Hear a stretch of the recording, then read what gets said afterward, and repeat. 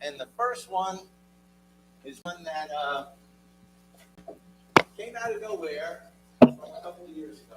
I remember I was campaigning and I was out there with Mr. Doty. Oh my God. And we were walking around and we knocked on his house over there in Grandview. Okay, on Grandview. And there was a young lady there. And we introduced ourselves and she goes, "What are you going to do about the environmental commission?" And we said, "Well, there's a problem there. We don't know a damn thing about it." And we were the last people, well, especially myself, that should be talking about it. I'm very familiar. Well, I do know. Okay, and she went and explained because she had a little garden right in front of the house. And it took a little while to get set up. We said, "Listen, you can't dive into this, great guns right at the start. Please bring it back from nowhere." I have to say, unbelievable, Claire. The job that you've done has been nothing short of phenomenal. It's been 2 years. We got all kinds of stuff going that I couldn't envision even. I just never figured that you would that into it and knew that much about it to be able to guide us through it. I mean, you've done things with electric. You're working out, you're planting trees over there. I see that you have some volunteers, and I use the word like that when you get close, because I see a few of you out there planting trees in the cold and the rain and everything else. To basically protection around, make sure that they all hold up. From my standpoint, I can't think of anyone who's more deserving this year than the citizen of the year. So,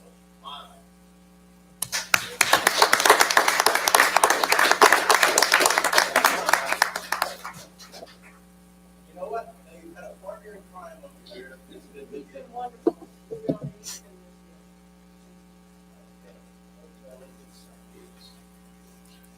Claire, on behalf of the Borough of Middlesex, you are the Citizen of the Year for 2025. Claire LeBon is recognized and honored for her 2025 volunteer efforts in addition to her long-term commitment and accomplishments through a broad range of volunteerism in Middlesex Borough. This certificate is presented by the Mayor and Council the 16th day of December 2025. Claire, congratulations.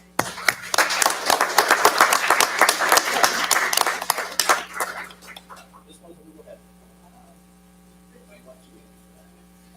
You got family here? You're absolutely right.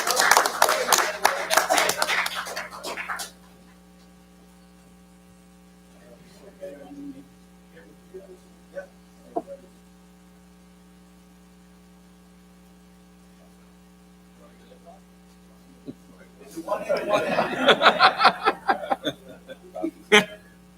It looks so nice with the flowers.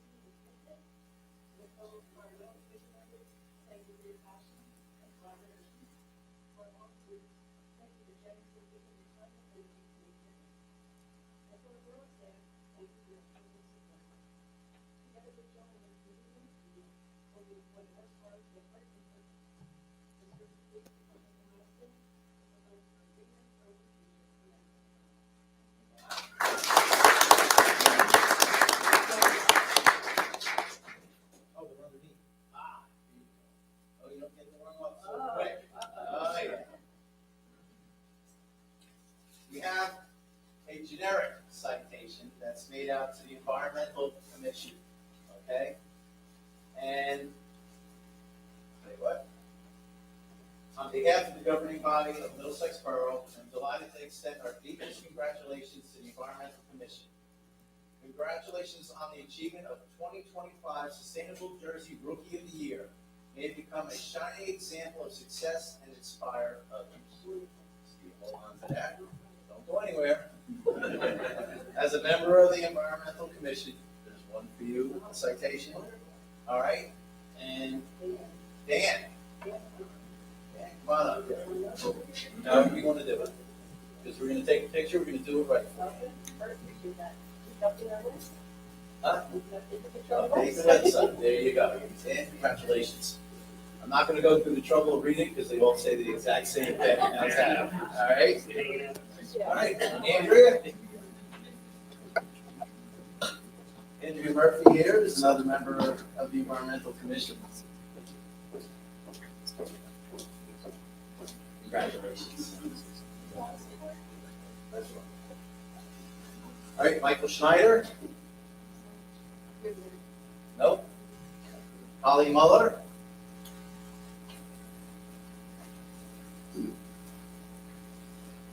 She's in the library.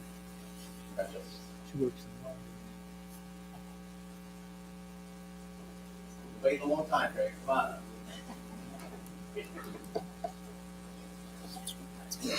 Greg, I've known for quite a few years. His daughter and my daughter used to play youth soccer, I think we started with way back. Our sons play soccer, our daughters play softball. They're still going. Yeah. Congratulations, guys. Steve Emmer.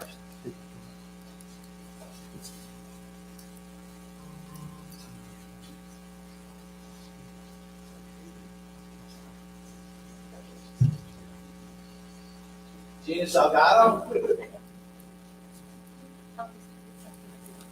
And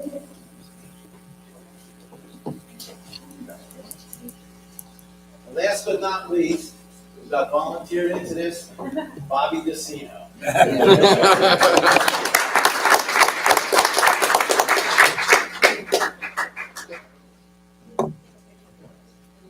All right.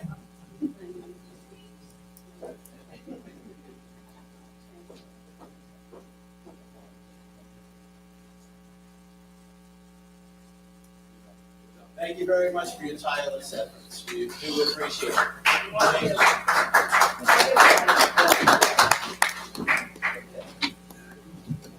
All right. No.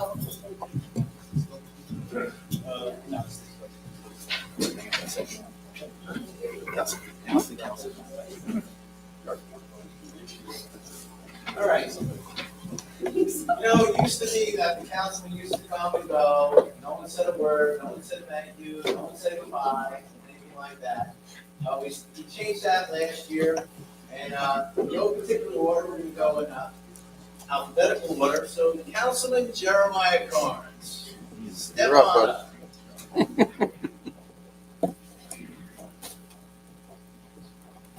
He's getting his speech up. All right.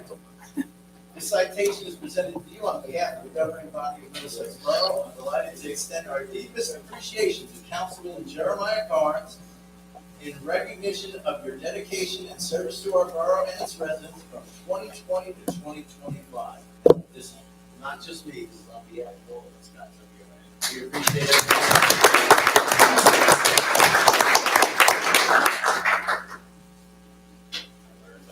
I learned how to talk from Emeritus Mayor Madden, so This that's way, my word for this.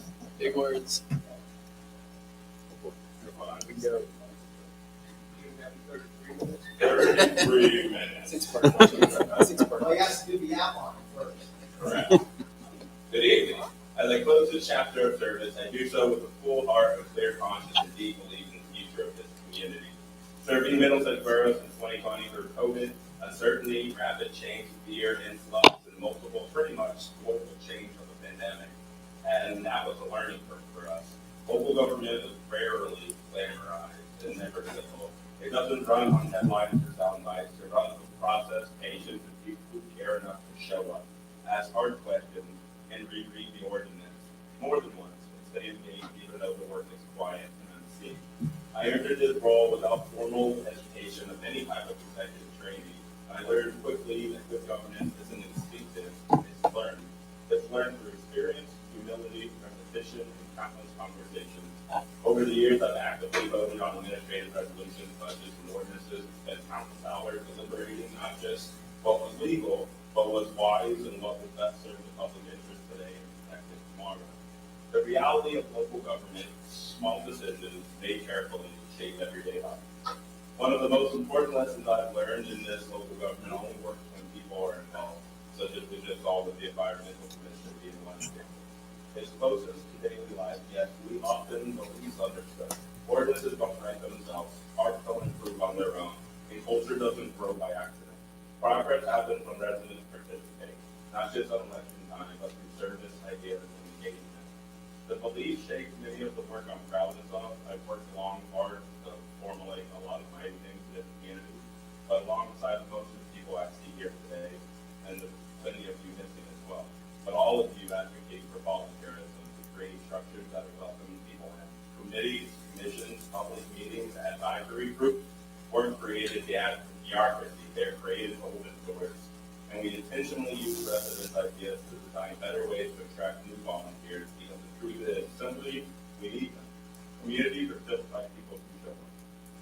I've seen firsthand what happens when people get involved. Volunteers bring creativity, perspective, and energy that government alone can never replicate. They make parks better, which I'm talking about. Parks richer, policies smarter, and neighborhoods stronger. And just as importantly, they learn how the government actually works. How process and compromise and collaboration turn ideas into reality.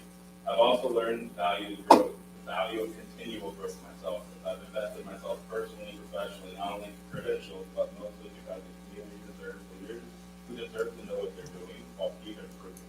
Along with the way I've embraced that ADHD has a strength, not a weakness, but it's definitely pushed the borders with some of you up here, and I appreciate you for embracing me for who I am and seeing that it's not a weakness, but it's fueled the creativity and vision and had momentum for us in many ways.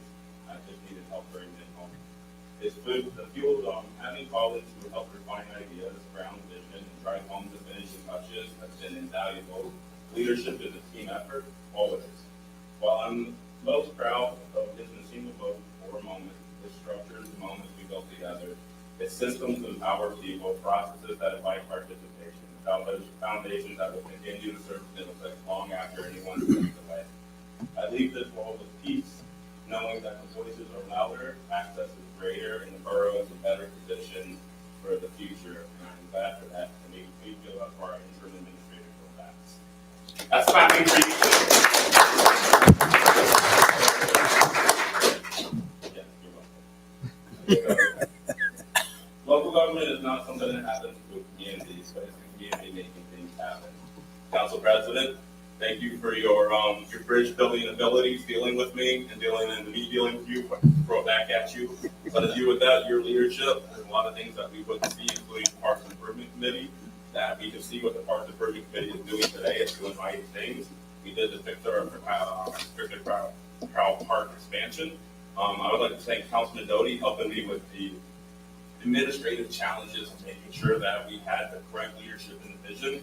Like I said, CEO roles, like C-suite abilities are formed. So we know we've had a lot of meetings talking about what's best for up here and interviewing everything.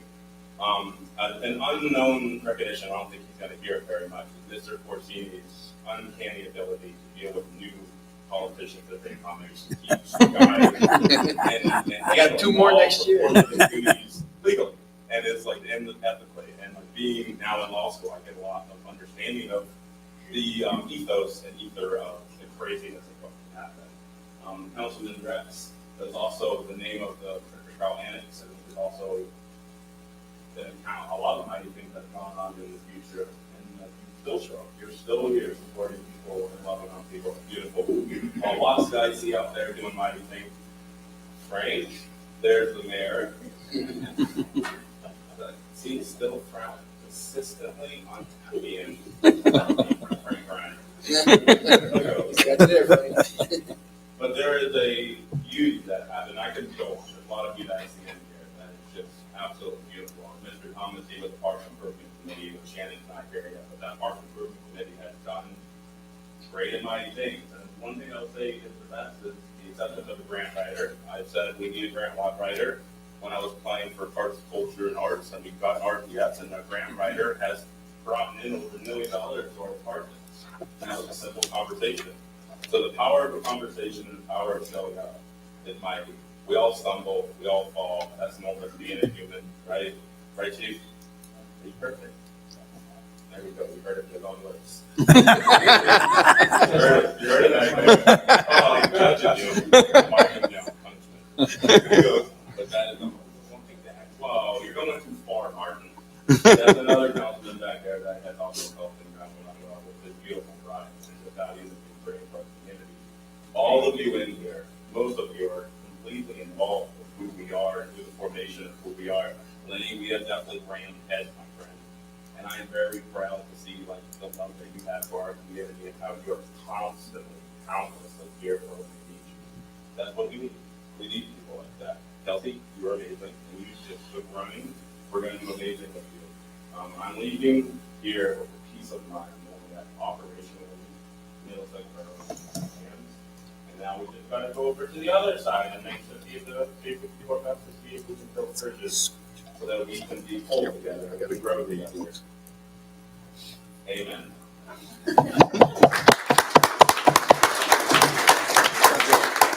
Oh, I am so sorry. I am really appreciative of this beautiful song. I didn't see you. It was too tall for you.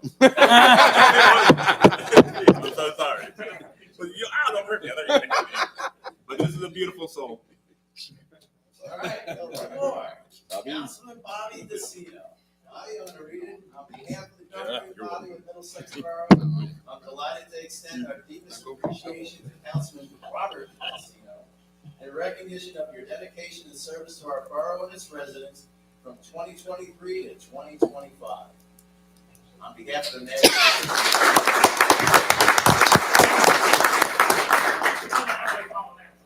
As I come to the end of my term, I first want to thank the residents of Middlesex for putting your trust in me. It has truly been an honor to serve. I also want to thank my wife and family for their understanding and support, especially for accepting the many times I'm bringing home to fulfill my duties.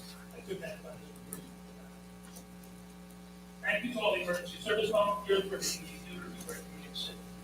To our mayor, to all our past and current council members, to our newly elected council members, Shannon and Ted Puck. It's been a privilege working alongside you. There will always be critics, residents questioning your decisions, but I encourage you to always follow with your hearts and do what you believe is best for your community. One of my best quotes says it best. You will never be criticized by someone doing more than you, only by someone doing less. I'd also like to thank all the dedicated staff from Borough Hall, Rec, Senior Services in our library, your hard work behind the scenes will keep us down. I also want to especially thank Police Chief Matt Rice and his entire department. Under his leadership, Middlesex has become one of the safest communities in New Jersey. We are grateful for the professionalism and dedication of our police officers. In addition to my council responsibilities, I was proud to serve as a liaison to the J-Love Swift Commission and the Environment. The department that is especially dear to me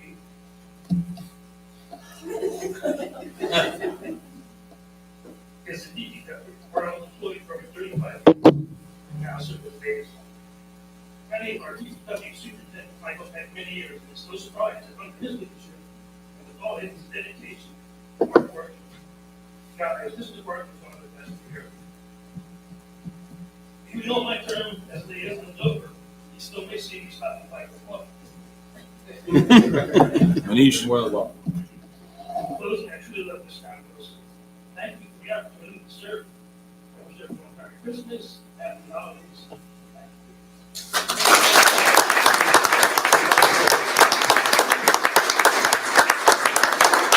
Guys, before we get on with the meeting, just if you could just give a round of applause to everyone that got on the board tonight.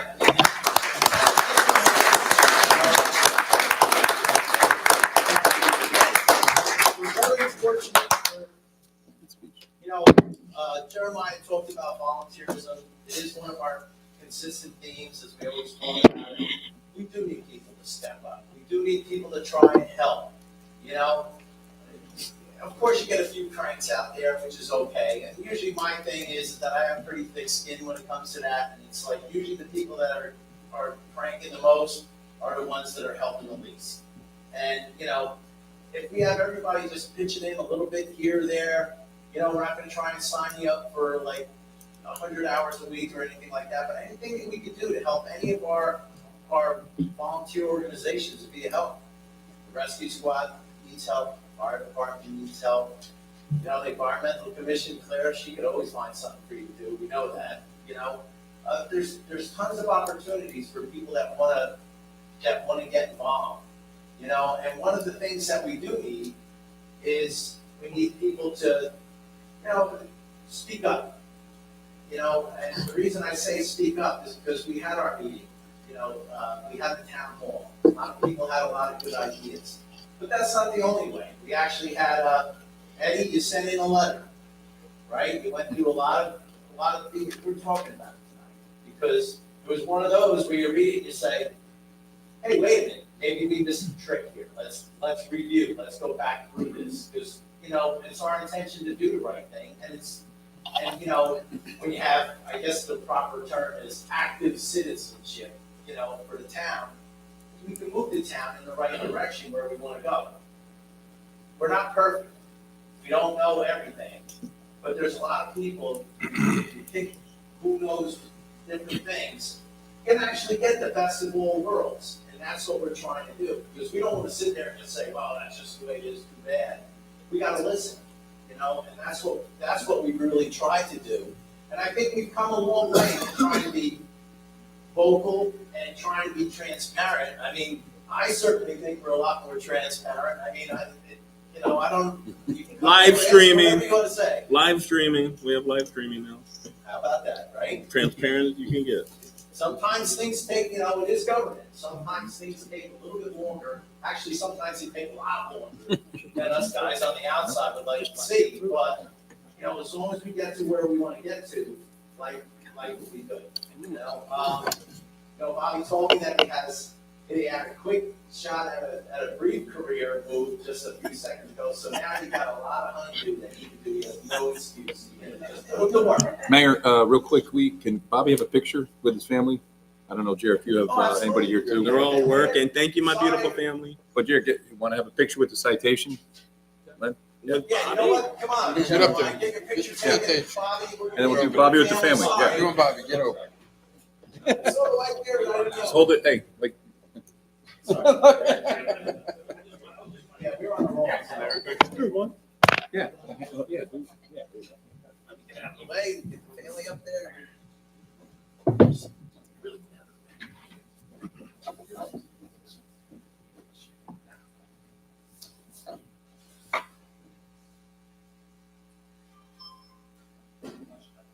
You got it? Do we one with Jeremiah with the citation? I'm gonna hug myself. I'll get up there with you. No. You're all serving home. My beautiful bride is taking care. Thank you to my beautiful bride for taking care of the kids so I can do this. Continue here.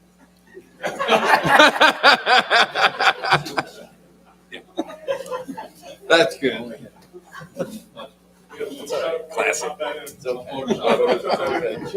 right, guys. But that's fun. Merry Christmas. Merry Christmas. Okay, any of you guys that came here for the presentations and the citations and the citizenship of if you want to slip out, this is your big chance. Otherwise, you're here for the duration. So we'll just give it a minute. If you guys want to go. You guys staying or going?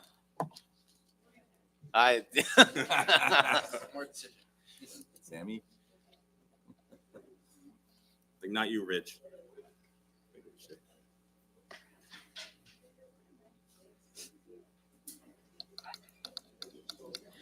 You guys have a nice holiday, all right?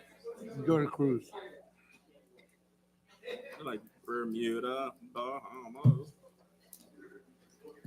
Okay. Do I do these All right. All right, moving forward, we have a couple of appointments tonight. We'll do them both at once.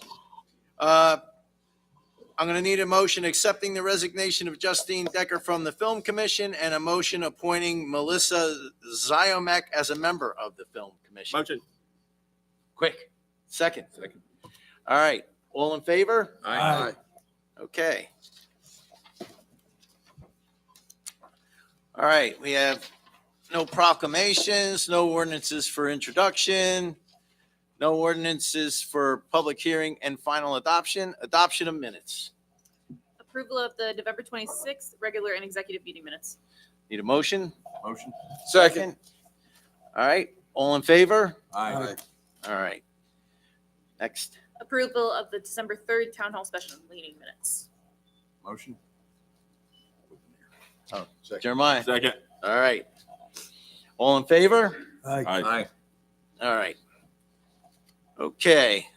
Let's move on to the mayor's report. Mine is actually going to be a little bit lean tonight because I know a lot of the things that I've been discussing and talking about, I've been working with the administrator on. I know the administrators, and they are going to be updating it, that for us. I did update the presentation from the town hall. If it's not up, it should be going up pretty soon. I did send it to these guys just to make sure I didn't miss anything when I redid it. So I think we should be in pretty good shape with that. Lenny, good job with the snow removal.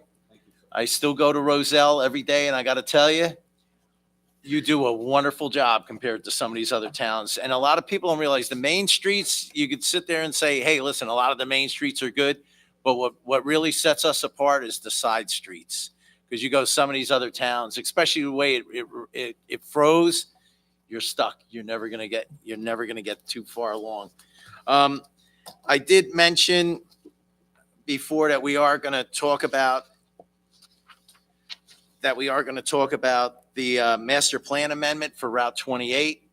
That was in response to a couple of things that came up. I did receive a couple of letters. I did receive one from John Furman. I did receive one from Ed Johnson. And it sparked a conversation, and I think we have a need here to make a change, but that'll be up to the council. One last thing. I do see that we are going to have an executive session tonight. It's going to be a brief one. Action will be taken. It's more of a cleanup of a billing issue that we had. And basically outside of that, I hope everyone has a great holiday. Hope everyone's, stays safe. It is not that easy. And the last thing I did want to say is I did want to congratulate or just voice my appreciation to the DPW and for the police for the handling of that tragic funeral and your arrangements to make sure that everyone got transported around safely. The barricades were up. You had a good plan and it worked. Thank you. All right, moving on. Council President. Thank you, Mayor. I want to congratulate Claire. Thank you, Claire, for all of your efforts and patience with a small municipal government like ours. I want to congratulate the entire commission. I know some are still here. In less than 2 years, it was like March of 24, I think, roughly, March or April of 24, but you guys have all done a remarkable job. So thank you for all your efforts. I want to congratulate all three police officers who received promotions tonight. I know they're not here. Daniel, Brandon, and David, they're all some of our newest hires. I thought this year's Winter Wonderland Festival was the best in several years. Great weather. It was very, very, very well attended. Thank you to all who attended. We had a lot of residents there, and also to the volunteers who helped, some of which who helped for the entire duration. Especially our fire department who maintained the bonfire, and they did quite a bit other stuff, recruiting and some other things, as well as our OEM. They were there for the full 4 hours, before and after. I want to thank, he's not here, but our outgoing fire chief, Ken Bartuk. who I got to know very well over the last 2 years and who did an excellent job as our fire chief. I want to congratulate the new incoming fire chief, Sean Young. We all look forward to working with Sean. That'll be next month. Thank you, Lenny and your team at DPW for your persistence and resilience with the bathroom at Mountain View Park. So I know it was installed yesterday. I saw it today. I stopped by on my way home from work. But it looks great. I know it's not open yet, but it looks really good. I want to, again, she's not here, thank Karen Wick in our construction office. She, along with Matthew Dillingham, has been carrying most of the workload while Michelle is out. As we close out 2025, I want to thank our residents for their continued support. I want to also thank all of our borough staff, both full-time, and we also have a lot of part-time staff, for their hard work during another challenging year. I would also like to thank all of our volunteers who dedicate hours and hours and hours of their free time to continually make our town better. These folks are our backbone of the town. Thank you to Matt and Lenny for the last 3 months. I know Jeremiah already brought this up, but I thought you both are the dream team for us here. In 3 months, you've got quite a bit done, but we just appreciate your efforts. Okay. Thank you to all involved with the winter newsletter. For some that haven't gotten it, it's outside. It's our winter newsletter, especially Kelsey. Thank you. Came out great. Tomorrow at 6 p.m. will be the ring ceremony for our high school state championship boys baseball team. It'll be prior to the Board of Ed meeting at 6 at the high school. I saw pictures of the ring. It's our 7th championship, so it's beautiful, absolutely beautiful. Lastly, and most importantly, I wanted to thank Councilman DeCino and Councilman Carnes for their support over the last 3 years, as well as their dedication to Middlesex. The three of us ran together back in 2022. That was an unexpired term for me. And then I ended up running a year later with Kevin and the mayor. But it's been an interesting and exciting 3 years. Councilman Carnes and I have endured some good times and bad times, but the good times and the good always prevails. Yes. We spoke today about some of the joint initiatives that we spearheaded together, including, you already mentioned, our parks, creating the Parks Committee, and also making the live streaming a reality, which took 6 years. So the joys of small government. But And the help of Councilman Quinn back there too. yes, yep, Keeping I it forgot alive. Martin was here.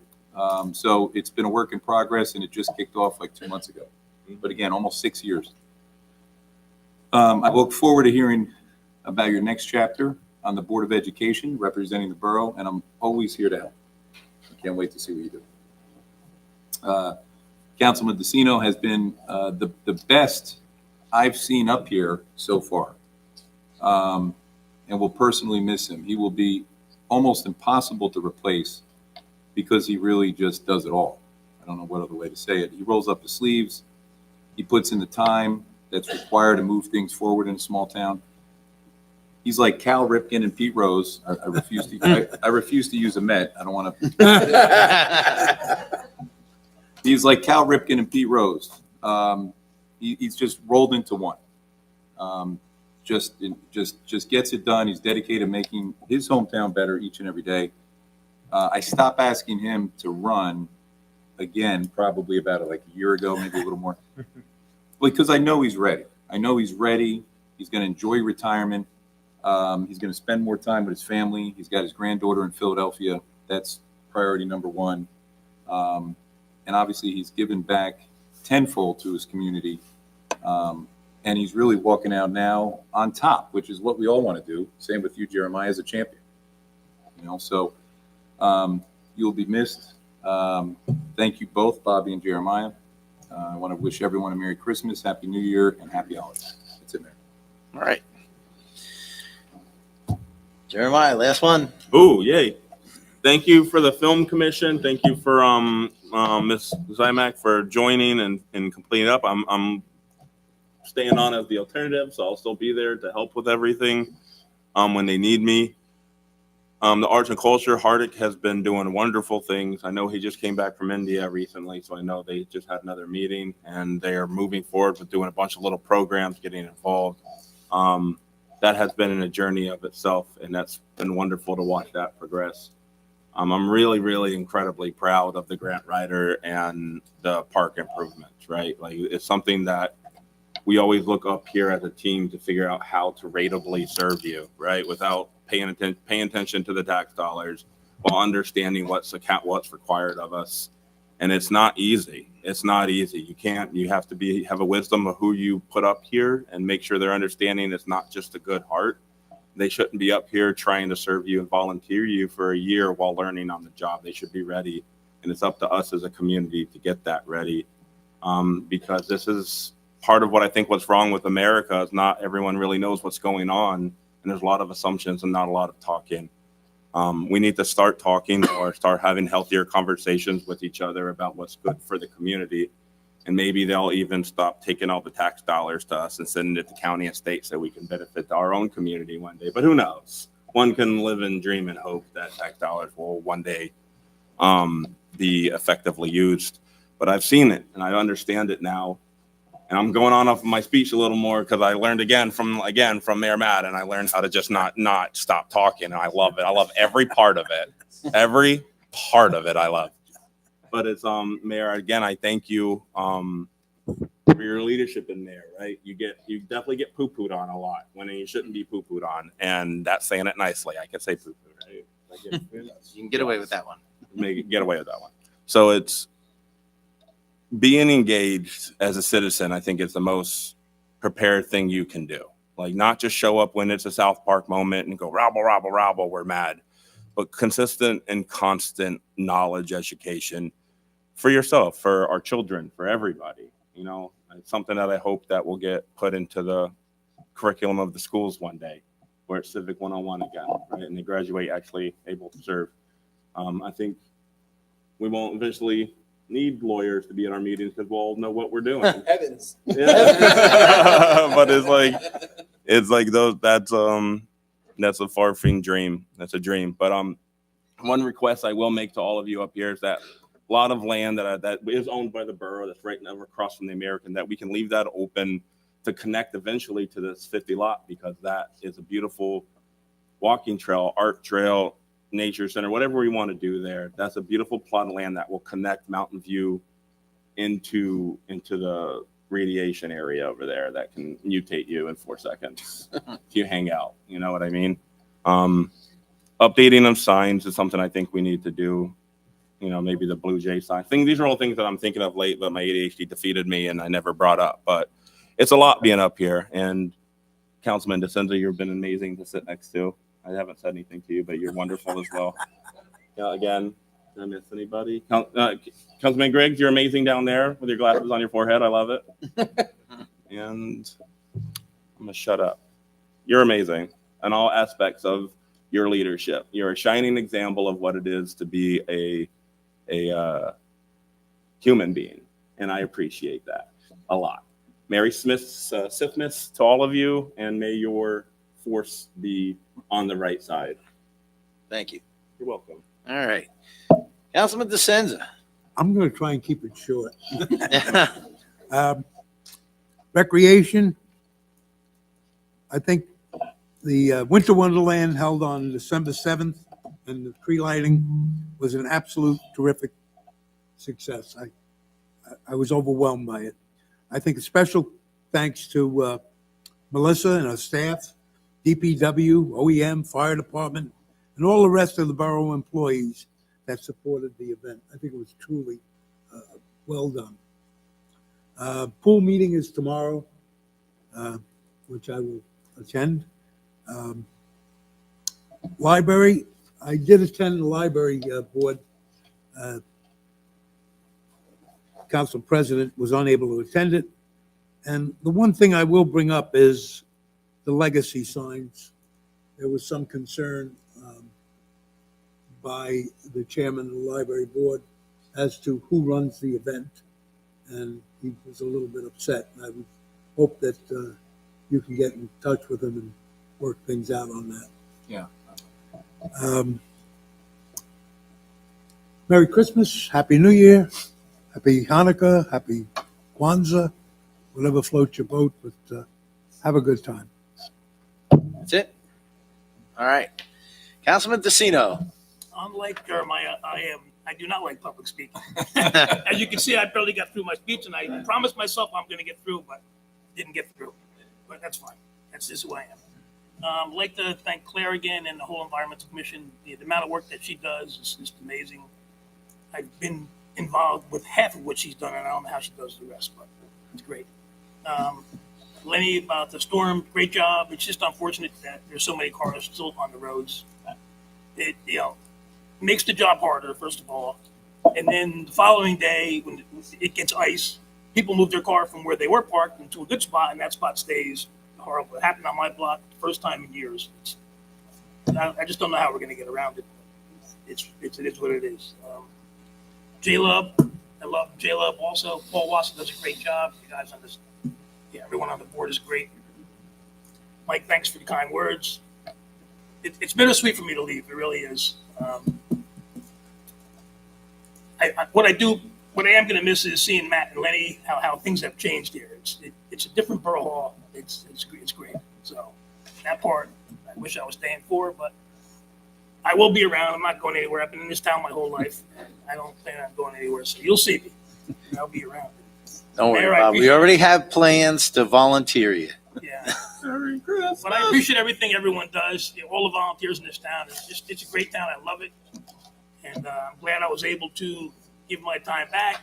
People ask why are you running for council? And I said, well, I raised my family on the borough's dime, and I had to give back a little bit. So that's where I am. God bless everybody. Happy holidays, and stay safe. Thank you. All right. Councilman Doty. I'm up. Okay. I'm going to be boring. I have my reports, unfortunately. There you go. We're going to keep them short, though, since everybody took a lot of time here. We'll do the police first. Calls for service, 1670, 22 adult arrests, 381 summonses, which is quite a Highest bit. of the year. Yeah, it was huge. I don't know what you guys were out there doing, but it was great. 62 radar. There was 24 MV crashes, and the National Incident-Based Reporting System, there were 8 crimes, and 2 were cleared for the month. They're pretty consistent with that. They're usually 35 to 40% by the end of the year, so we still have another month to go. So far, over 20,000 calls to service for you guys. 20,428 to be exact, which is a lot of service. I know the Detective Bureau is actively working on numerous things, and it's hard to keep up with them. So if I miss something, let me know. Okay, fire department. I went to my last meeting with Mr. Bartok as the chief, I believe. I think he's going to be gone before they're all sworn in.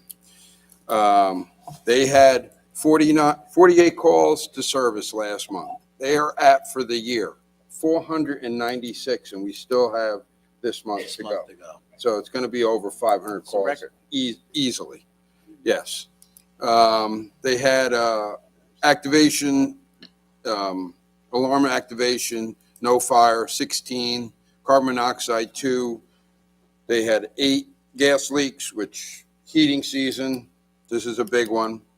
5 motor vehicle accident with no injuries, and they had 7 with injuries. The outgoing chief wanted me to express his gratitude to this council and everybody up here that has supported them. You know, it's like everybody, their budget has been squeezed, but they're doing incredible things with what they're getting. And they're also looking for grants continuously. The incoming chiefs are going to be, they're young and they're going to be vibrant and hopefully, you know, keep the ball rolling for them. I have the court report for November. 395 tickets, 17 parking, 378 moving, 14 DWIs, 33 local ordinance violations. And Ken, I don't know what he's doing down in that office, but I know Matthew is writing them tickets. And look out, if you call on somebody, you better make sure you have your place squared away, because I've had a couple people call me and go, what the heck? I called and he wrote me a violation. I says, were you in violation? And they were like, yeah. I was like, well, what are you going to do? 2 health tickets, 25 zonings. Okay, the backlog is down to 70%, which is pretty good because it was pretty stiff for a while. I know, Jack, you were asking about that, Mayor. 4 court sessions, 2 in person, 2 virtual, 289 defendants, 331 cases deposed of this month, 11 DWI deposed. Collected this month was 27,979.36, and our portion is 14,846.29, which is a pretty good penny. I'd also like to say congratulations to Claire. You have done an incredible job out of nowhere. We were less than ground zero when you talked to me and Jack. I think your husband actually corralled us at first, and he says, you got to wait until my wife comes out. And Jack stood there and talked, and I did the rest of the street and came back. I'll never forget that. And it was a 90-degree day. You have been phenomenal, and you deserve everything you've gotten. To all of our volunteers, you have put a lot of time in for this town. And I've been here my whole life, and this town has lived on volunteers. And it's rewarding. It's frustrating and rewarding. Sitting up here is frustrating and rewarding. Everybody up here can tell you. It just depends which side of the gun you're on that day. And a lot of times we're the ones getting blasted. And we make some tough decisions that we're not always right. And we've learned how to backtrack if that's what we need to. That's why we have great administrators now that I'm sure are going to keep us in line and not let us get off track. And the communication has been off the charts. And I don't know how anybody else feels. Jeremiah, that was your biggest complaint when I came back a couple of years ago. You said nobody talks to you. I listened to you. You were absolutely 100%. Things have changed. I told you it would take time, and it's happened. Correct? Correct. And you were right. And I got to say that was Jeremiah when he had some rough patches with everybody up here. It was about communication. And he just wanted somebody to talk to, explain things. And we've become fairly good friends. It's crazy. We've had some great conversations. Okay? As long as you guys stay open with the finances, I won't be out there rattling. I'm like, rabble. I would like to wish everybody a Merry Christmas and a Happy New Year. And if you can volunteer, our emergency services need you. The fire department, they need people. Rescue squad, too. The rescue squad is another one that is just hurting bad, and we need to volunteer. We don't want to have to pay these things. We won't be able to afford it as a borough. Merry Christmas, Happy New Year, Hanukkah, Kwanzaa, whatever you celebrate. Thank you. Okay, thank you. Good evening. Start off with the Shade Tree Commission. Basically, this last meeting seemed really good. They're definitely looking at ways to save costs for the borough and better help the residents. So that goes a long way. They had some discussion about plans for next year, and they are waiting on the council's feedback on the sidewalk issue. We know that's going on. That means the second Thursday of the month at 7 p.m. in this room. About Victor Powell Park. All I've been hearing, at my business in town is that how awesome it looks, and thank you for everybody that's involved in that. The lights really look great there. Just tons of positive comments, and it's definitely making the town stand out. So great work there. Thanks again to Claire and the Environmental Commission for just dedication and some great new ideas. It goes a long way to help out. Volunteerism is important in the community. The Winter Wonderland, I thought it was a great turnout. Even though it was really cold, there was still a lot of people there, which was good. The selection of vendors and food trucks was great, and definitely brought a sense of community. So appreciate everybody that was involved in that. As far as zoning and construction department, been doing a great job this year. Definitely see them stepping up, and as Kevin also said Matthew's just doing a wonderful job and, not favoring anybody. He's doing what he's paid to do. And it's great to see. Board of Health, the rabies clinic, even though it was canceled this year, next year they're starting a voucher program that you can use at a vet of your choice. Still working on some final details, but they'll keep you posted on that only next year. It's also wrapping up the first year where we're working with Somerset County instead of Middlesex, and I as well as everyone else on the board just sees amazing difference in the reports that we're given, and just support. They actually seem to care about our town, and it's great to see. Their meetings this Thursday in the community room at the library at 6:30.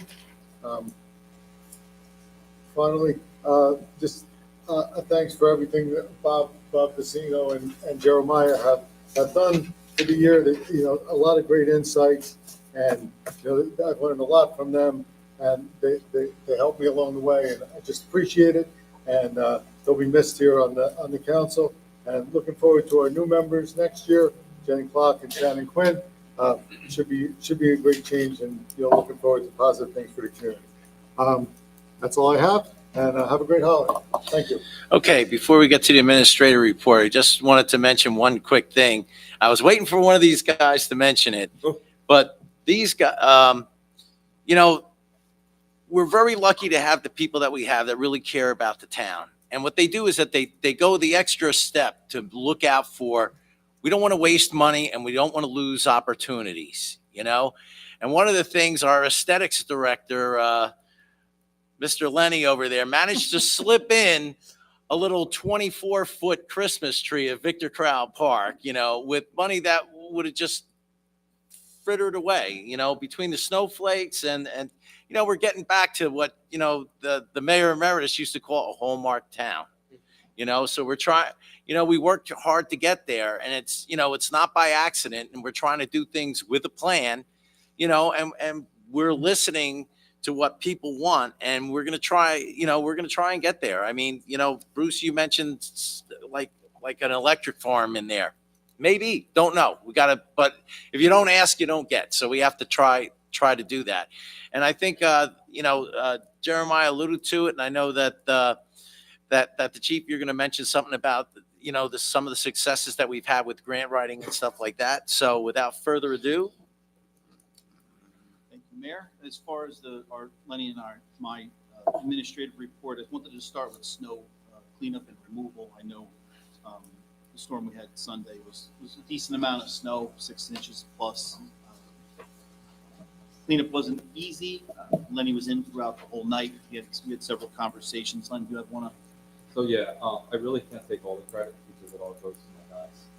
I've been working there 28 years, and I wouldn't be here if it wasn't for my guys during those storms. They're the guys that actually pull through this, right? They're away from their families, day and night. It just so happened we didn't have Bruce Sanders on call for DM that day. Because, meteorologist got it all wrong.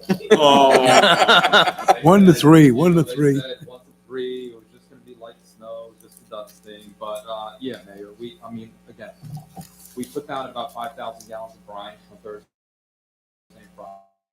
get ourselves ready for the Sunday storm, and we worked.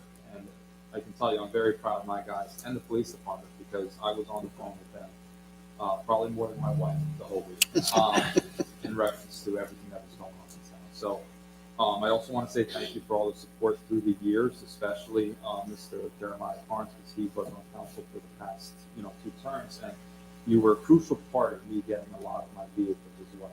So I think when Bobby had came on, I had a lot of 20-year-old vehicles that they were not going to last in these storms. And we as a borough are in a good position right now when it comes to preparedness. So I do appreciate that. But Matt, that's pretty much all I had in reference to the winter storm. We still had some minor breakdowns that Lenny's team was able to repair while they were on the run to get things cleaned up and going. Just from a public safety standpoint, I would ask that our residents, our ordinance restricts parking on snow-covered streets. We put out information on Nixle, our social media platforms through the DPW and police department. Just we go out and enforce that because we just want to make sure that these roads are passable, that we can get emergency vehicles to the important calls. Brings me to the next thing. Did have one important call December 10th. We need to spotlight it. Thanks to our volunteers. We had a house fire on Grove Avenue. Our volunteer firefighters, along with our mutual aid partners, demonstrated effectiveness, bravery, and teamwork during the incident. Their quick and rapid response and coordinated effort, willingness to risk their own safety prevented further damage, and they saved a family pet while they're out there. So we appreciate them for everything that they do for us, and those are when they really, when we say they really earn their money, that's when we need them most, when those very important, very dangerous house fires happen. As a safety message, now is a good time for everyone on council and our residents to test your smoke alarms and discuss a plan of escape with your families, so you have those things, just in case, God forbid, there's a problem. With the snow, pothole reporting, that first snowfall, we anticipate potholes forming. Residents may report potholes to the Department of Public Works. Lenny has someone who will answer the phone at 732-968-1603. We'll start a list together. And you have some new equipment coming in? I do, yes. So we are actually taking delivery of the new hot pots. It's able to hold about 4 tons of hot material. And we had one before, we just getting the older, so we ended up making 6. So it'd be a lot better repair than just cold patch. It is. Yeah, so we're taking delivery tomorrow. So yes, if any resident has an issue with potholes, because that's the first thing that's going to happen with these storms, please contact my office and leave a message. Send me an email, whatever the case may be. We'll make sure we address it. Thank you. Yeah. Winter Wonderland Festival, it was touched on. I'll be very brief, but the Middlesex Recreation 2025 Winter Wonderland Festival was a great success. The event featured food trucks, vendors, activities, performances by local groups, our annual tree lighting, a visit from Santa, and Mrs. Claus. Our Director of Recreation and Senior Services, Melissa DiMarino, and her staff did a fantastic job organizing the event. Estimated attendance was at approximately 2,000 people, which was fantastic. It was really nice. Wonderful way to kick off our holiday season. And I want to also thank our fire department, OEM, Middlesex County Fire Marshal, for helping throughout the incident, making sure that the bonfire was safe for everybody. It was a really good night had by everyone. Mountain View Park updates. The Mountain View Park bathroom facility, you want to touch on that? Yes, the bathroom was installed yesterday. So, all right, we're not there, but yes, the bathroom was installed. It's in place. It is in place. No more smells. So yes, and the reason why it took so much time is obviously because there's a crane involved. It takes longer to set up the crane, 3 hours. It took them 10 minutes to get it over the power lines, and then they have to communicate with PSE&G, they got a permit just to shut off the primary line because it was going over a power line. So that's really where the disconnect was between them. So we got it.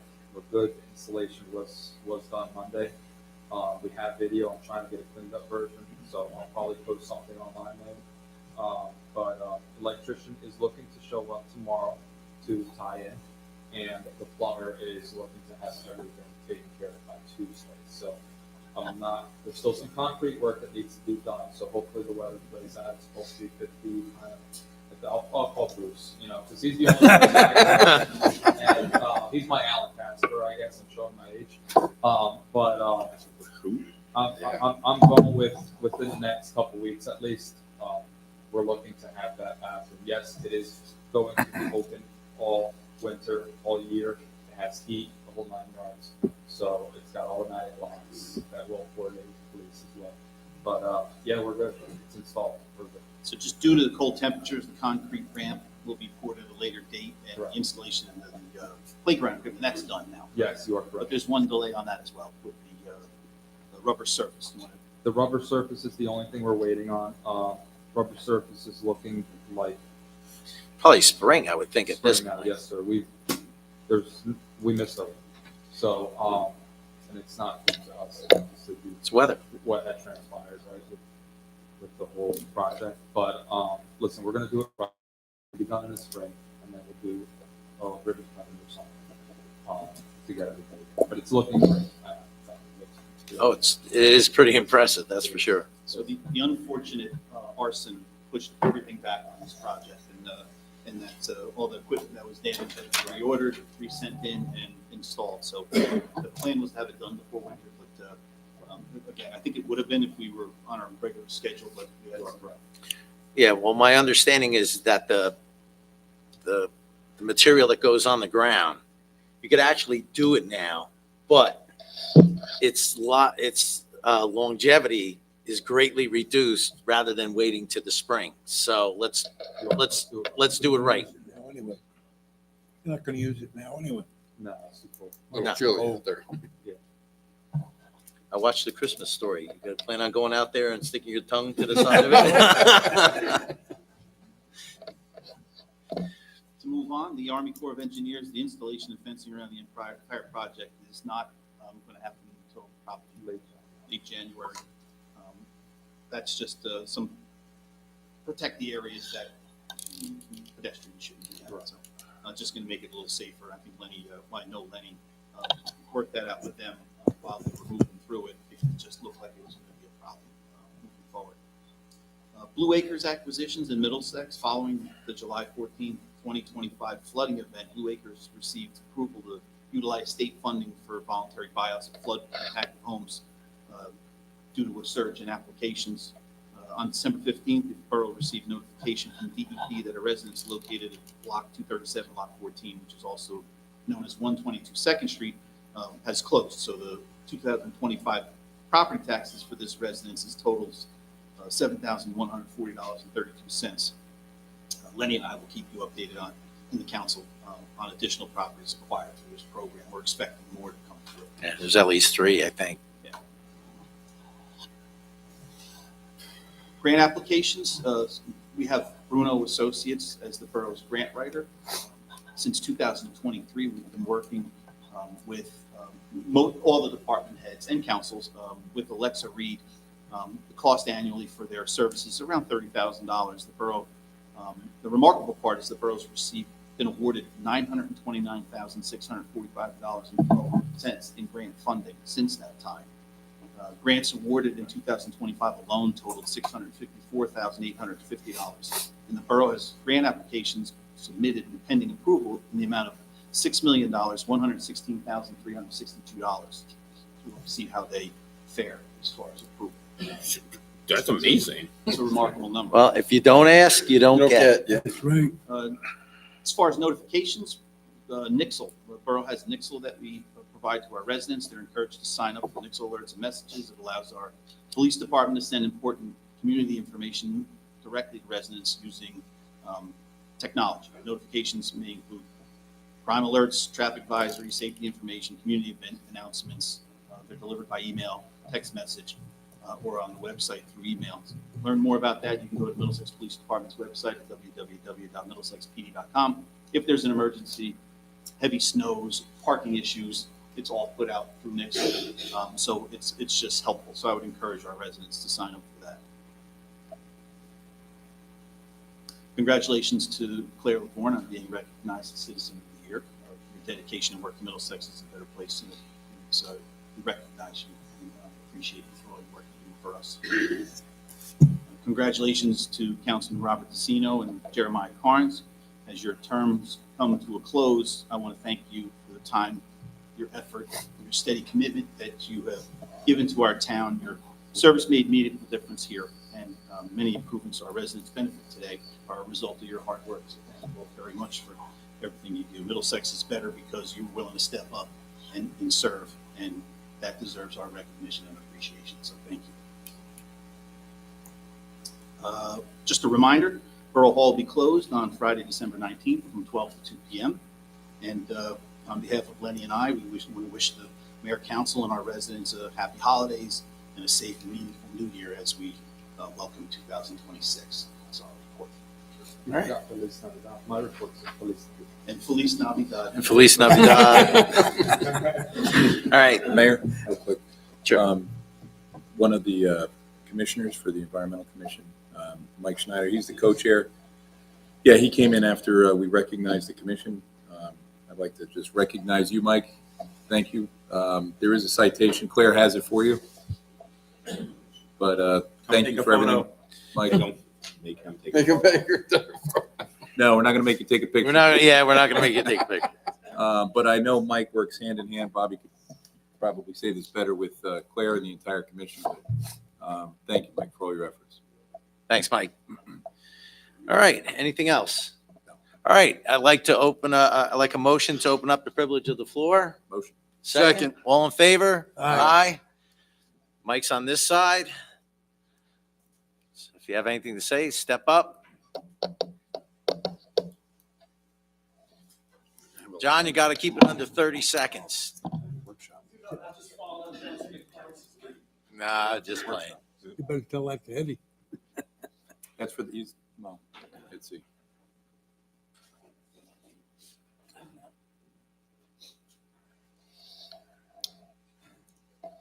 Mr. Mayor, and members of the council. The remarks that I will be making this evening are more confrontational than they should be based upon the information that I received last Friday from Council President Michael Conahan. And I therefore apologize in advance for upset over the fact that I may perhaps be too judgmental in my remarks. I also apologize in advance for reading my letter, which sets forth my position rather than extemporaneously doing so, which would be much more effective and much more characteristic of who I am. I have to realize that I am now 90 years old as of yesterday, and I no longer have the same mental acuity that I once possessed, or the memory needed to ensure that I bring home the various points that I need to bring to your attention.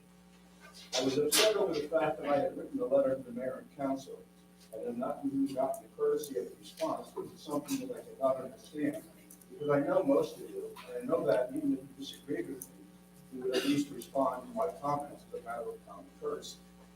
This is the background that generated my previous letter, and it has generated my position here today. I know most of you, and I believe that you are reasonable people volunteering your services at great cost and inconvenience to you and to your families, because you have concerns over how this town should develop. I also know that you are cognizant of local laws and regulations and rely heavily on recommendations made to you by borough professionals who are highly trained in their specialized professions. However, you have been elected to your positions and are expected to use common sense. And when recommendations from professionals make no sense and defy logic, you are expected to use your best judgment to make an informed and intelligent decision. Use your mind and don't be intimidated by a professional. Common sense dictates that his recommendations make no sense. This, I believe, is what happened in your dealings with the borough planner, and is why and how you reacted. You changed not only the land development ordinance, zoning and planning laws, but even the borough's master plan to prohibit the construction of two-family homes on Route 28.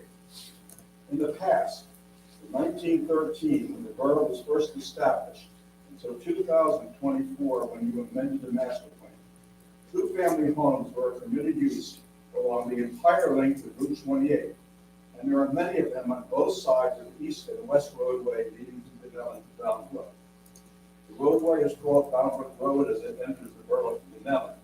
The name changes as it reaches the intersection of Greenbrook Road. Union Avenue is now the main commercial center in our town, especially since the opening of the shopping center at the corner of Union Avenue and Greenbrook Road in the 1960s. Merely designating this road as the main commercial thoroughfare in town has not basically changed the course of its development. It was and still is a mixture of stores, businesses, and residential homes sitting side by side and existing harmoniously together. There are and always have been several two-family homes located on both sides of this road, and this has never caused any problems in the past. Route 28 is and always has been a hodgepodge. It has its own unique character, and the borough's attempt to transform it into a commercial thoroughfare has failed miserably. It is now, never was, and never will be a fully commercial roadway. And that's okay. We don't need to make drastic changes when it isn't practical to do so. Why then did you, Mayor and Council, or your predecessors, in case you were not the ones on the governing body when the change was made, decide to drastically change the character of this roadway by banning the construction of two-family homes on this roadway? you were interested in furthering the commercial development of the area, why not ban all residential homes, not just two-family homes, but benefit will flow to the town of these actions? I ask you to answer these questions. Number one, did you do so because your professional planner suggested that you do so? Number two, did you really think seriously before making this decision? Number three, what were your reasons for doing so? Number four, why, after all these years, do you suddenly decide you had to ban the development of two-family homes, not all family homes, just two-family homes in this roadway? And number five, why amend the master plan as well as the land development ordinance? Isn't this a little overkill? I think that I know the answer to these questions, even though you may not realize why you took this action at this particular time. If I am correct in my assumption as to the rationale behind your decision, then you should agree that you made a hasty and very bad decision, and you should have the courage to admit that you did so, and should take corrective action to remedy that bad decision. I think that you decided to ban the construction of two-family homes on Route 28 because you were upset over the fact that the old Fisk home at the corner of Union Avenue and Orchard Road, opposite the Middlesex Shopping Center, across the street from my office, and one of the oldest and grandest of the original historic homes in our town, was demolished and replaced by 3 two-family condominium homes. This, I'm sure, was a shock to you, as it was to me. I think that aesthetically, the old homestead looked much better than the 3 two-family, two-story homes that replaced it. However, if you stop to really analyze the situation, you'll have to conclude, as I did, that this development of the property is a much better use of the land than what existed previously. You, as a governing body, are attempting to get new tax rateables for the borough. This was accomplished as a result of this development, where previously there was 1 home, now there are 3 homes. Where the taxes generated from 1 home were small, the taxes generated by 3 homes are much higher. This is one reason why this development was a plus for the town. A second reason proving this development to be a plus for the town is that it has provided much needed affordable housing for the borough. This entire country, and especially our region, is in need of additional affordable housing units. And having this parcel of land support 3 two-family homes rather than 1 old stately home definitely furthers that position and addresses that problem. The third reason is that this development has substantially increased property values in the immediate area where the old home was located. All of the homes in this immediate area have seen their property values increase substantially as a result of this one sale. So, by having this property sold and developed into 3 two-family homes, you have actually furthered 3 of the main purposes of zoning. You have provided much needed additional affordable housing without constructing a garden apartment complex. You have attracted additional tax rateables to the borough and substantially increased the revenue derived to the town as a result of this development. And you have increased the values of all the properties in the immediate vicinity of the old Fisk property. And not only helped these residents in that area by increasing their property values, but have also helped the town by increasing the tax revenues that be derived by increasing the property values. What was lost by having this property developed as it did? We lost a worn down but beautiful and majestic and graceful old and historic home and landmark. A definite loss. But in my opinion, the gain is greater than the loss. This is why I'm sure that you voted to prohibit two-family homes being constructed on Route 28. I understand why you did so, but in retrospect, I think you must realize that you made a poor decision. Ask yourselves these questions. Number one, why do you not want two-family homes to be constructed on Route 28? They are there now. They were there before. They never have been a problem in the past. They bring in good revenue. They rehabilitate old housing stock. They increase property values throughout the town. What is there that makes it desirable to prohibit their further existence and development in our town? If your desire is to make Route 28 more commercial in character Why not have all residential development along that roadway been forbidden? Why limit the restriction only to two-family dwellings? I ask each and every one of you, tell me why you think that it is bad to allow two-family homes to be constructed on Route 28. That you have no objection to allowing one-family homes to be constructed in the same roadway. For the life of me, I can't think of even one reason for doing so, and I've tried for a long time to do so. I submit that you have made a terrible mistake in taking the action that you did, prohibiting the construction of two-family homes on Route 28. A mistake that will cost this town a lot of money, the loss of much-needed affordable housing, the loss of increasing property values for many of our residents. These things are what you or your predecessors may have done, and the ordinances were changed. Councils were made with erasers so that mistakes could be corrected. People can and do make many mistakes on many occasions. We should, however, own up to our mistakes and take corrective action when we realize that we have done so.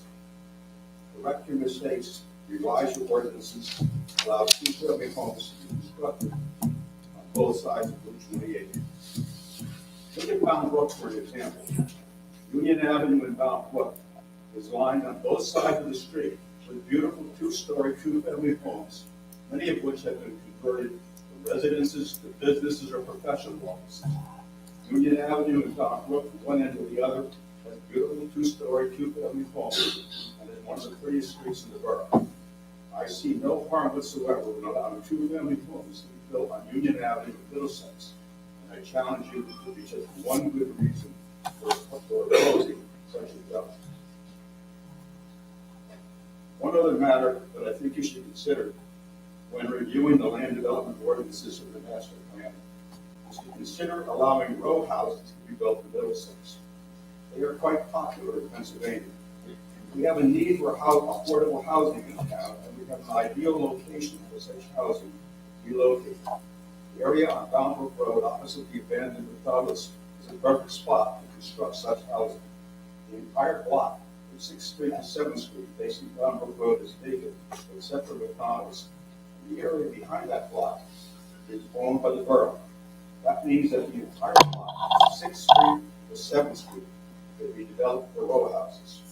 This would supply the town with great rateable and at the same time provide much needed affordable housing for the people in the area. So if you decide to review the master plan and the land development ordinance for the borough, which I recommend, think about allowing row houses as a permitted use throughout the borough.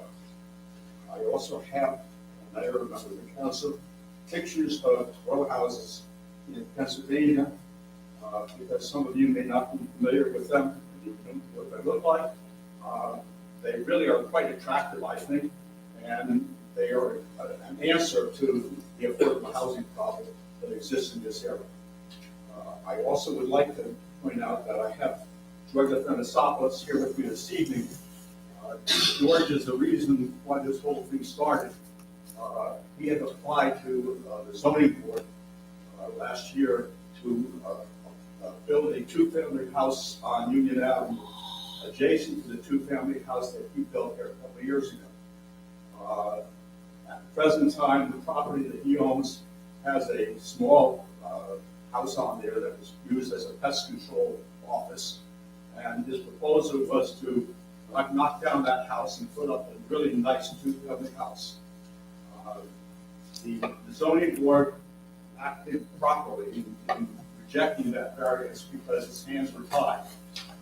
The ordinance provided that it was not a permitted use, and the master plan, which was adopted, which even controls more than the zoning ordinance, really tied up their hands because it said the town doesn't want two-family houses on Bound Brook Road. That to me is a stupid decision. Sorry, I'm just we all make mistakes, and a lot of you were not on the council that did this, what I consider to be a terrible miscarriage of justice. But you have the power to correct it. I ask that you go back, review the ordinances, check again with your planner. Don't understand his rationale. He's saying that two-family homes are a bad use on Union Avenue. If he continues to make that same recommendation, I think you ought to use your heads and follow your mind, not your recommendation.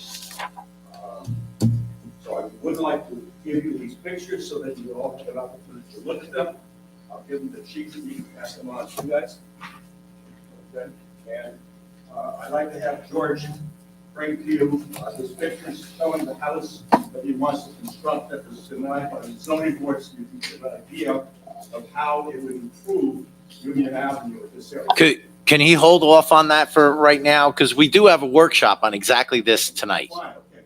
I just wanted to let you have the pictures so you can look at them. No, that's okay. Like if we do it during the workshop, that may be handy. Yes, okay.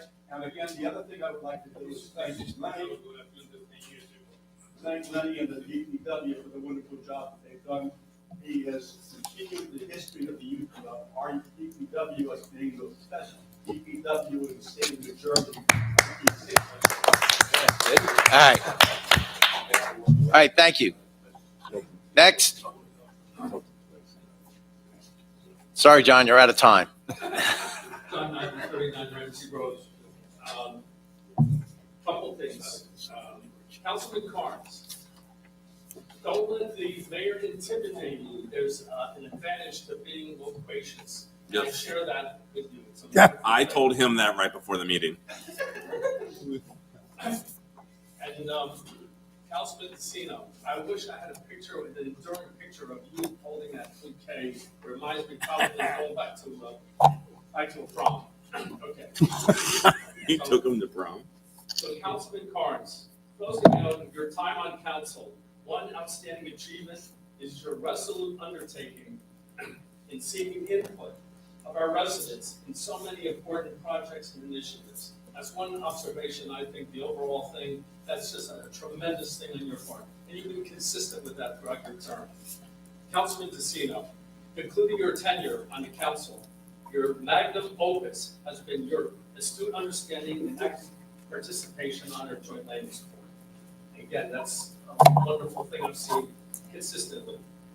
As public servants, you graciously have accepted the many demands, challenges, and duties with unwavering commitment and integrity, while also collectively making a positive change in Middlesex Borough.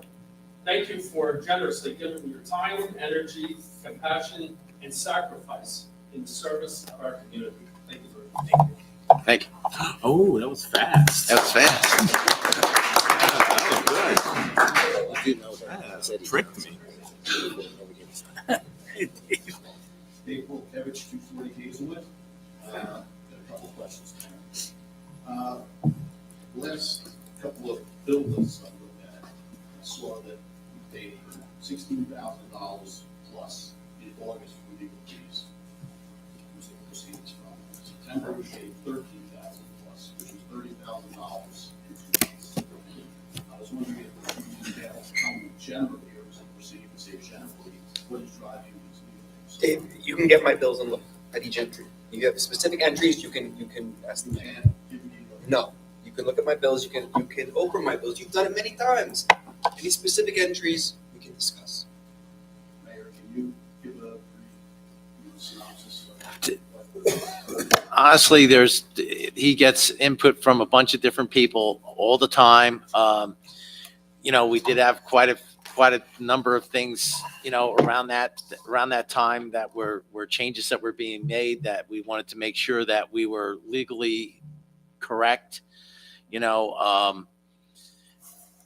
I would like to say it was one thing, it was probably a whole bunch of things, because unfortunately, Dave, if you sit down and do nothing, you spend nothing. But if you're trying to get things done and, we're working with, contractors, we have all kinds of labor contracts come in, and we had a lot going on in terms of also, contracts not only for the big three unions, we also had we had the police chief, we had the DPW, we had the BA, we had so there was Intuitively, it was probably the BA, but I really encourage you, Dave, you've been very good at this in the past. Go back and get the bills, look at the entries, and come back and ask me questions. I mean, I mean, that's your 2 minute synopsis, Dave, because I would almost guarantee that if you went through that, that's going to be the lion's share. I'm not suggesting the money is being spent frivolously. I just think that the taxpayers should know, because I think a meeting or two ago, we did some budget transfers with that, right? And I think one of them was extra money from legal fees for this year, if I'm not mistaken. I present detailed bills to the borough, so that 2 minute synopses are unnecessary. You can have the entire documentation reviewed. What's your opinion that the 2 minute synopsis is not I think necessary? You work for us. I'm very honored to do so. I think the reality is that I think that probably was the BA, but I will provide you tomorrow morning a detailed summary of everything to your email.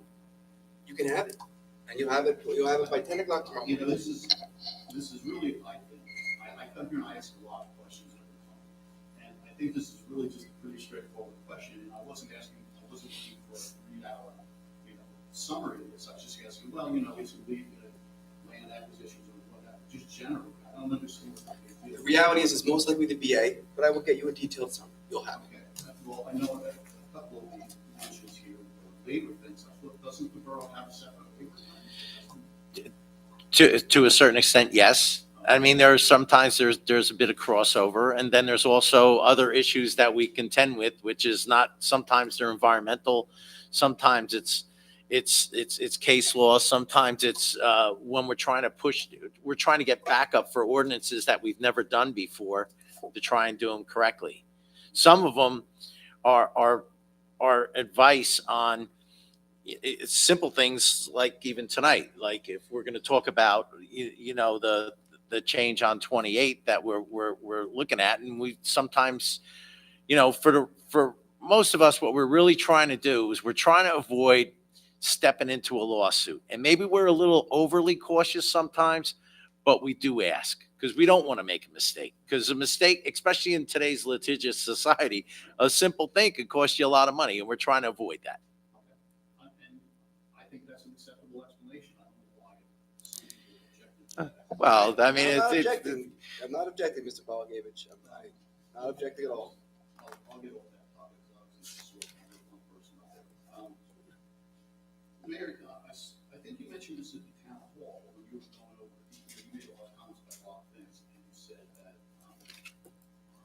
sewer, we have an aging sewer system, and it's going to have to be addressed. And you can't let that just go, because if it goes, then we've got to. We have a big problem, yes. And I see that you had tonight on the agenda contract negotiations for sewer. Is that related to something? Not at all. No, Nope. well, can you say what you refer to the town hall? What are the problems with the sewer system? The problem is that it's 100 years old. We see problems that are cropping up. What's piqued my interest, especially at the beginning, is the fact that we have this process that we're running through to try and get out of. We have the connection with Piscataway. Thanks. I had Plainfield on the mind. Sorry, but Piscataway, and we did some relining, but how much of the relining have we really done? How much is it going to cost to really take care of everything that we have here? And what really worried me, or just started picking up the conversation, is I'm driving down 28 and Lincoln Boulevard, and I go over like new pavement because we had a water main break or something, and when you hear passing comments of, hey, you think the water line is bad, wait till you see the sewer, you got to be a little concerned about it. And I honestly don't know that it's that bad, but it's like driving a car with 500,000 miles on it that you never give an oil change or change the motor. It's going to go. You don't know when. Right, well, I'll wrap up on this beautiful anecdote that 5 years ago, I had a water main break in front of my house. And the guys from the water company came to fix it. They put up a hole. And then they apologized because they didn't get there quickly to do the paving to fix it. So we'll send somebody in like 2 weeks or 3 weeks or whatever. And this was when, right about the time that the town was going to be Hazelwood, or the county, whatever it did. And I said to the guy, I said, it's no big deal because Hazelwood's going to get redone. And he looked at me and he said, this road's going to get redone done the whole thing? I said, yeah. And I said, what's the big deal about that? Because they're gonna be driving heavy equipment down this road. And I said, I guess, because we paved the road. He goes, I just saw what's underneath this road. And I wonder what it's gonna withhold or withstand what was heavy equipment going up in that tree. And that was just one guy's assessment. He didn't turn out to be right. But, you know, the message was, you've got aging infrastructure right from here. And you know what? That's exactly where we're at, Dave. We don't want to kick it down the can down the road too much further. I mean, this is a conversation I know that's been kicking around for a while. I mean, it started with, I think, even back in Ron Demira's day, if not before that, John Madden, you know, and that's when we started with the 4-phase sewer plan that we were going over there. And now we're a little further down the road. We see other things happening. We're like, we really have to come up with a firm plan to do this, because we don't want to, you know, it's all fun and games. You can push it all down. It's like doing a roof. You know, you don't really get that, wowee, this is great, I'm putting a new roof on the house. You just spent $15,000 and you still have the same house, and this, you know, you don't see anything out of it. And the sewers are like that. And it's all going to be fun and games until the water starts going up instead of down. And we just feel that we have to start getting the ball rolling on what do we do? Let's first assess exactly where we are and then move on from there on a plan that's going to be the most beneficial for the town to keep the residents safe. When do you, is this like a 6 month from now thing where you think you'll have some type of plan, or you have, let's say, 2 or 3 months? Or? Honestly, Dave, it's kind of fresh for all of us. I think the one that probably has the greatest amount of knowledge on it is probably Lenny, because he's dealt with this. What would you think, Lenny? We're working on it. Good answer. All right. Thank you. Good answer. We don't know. As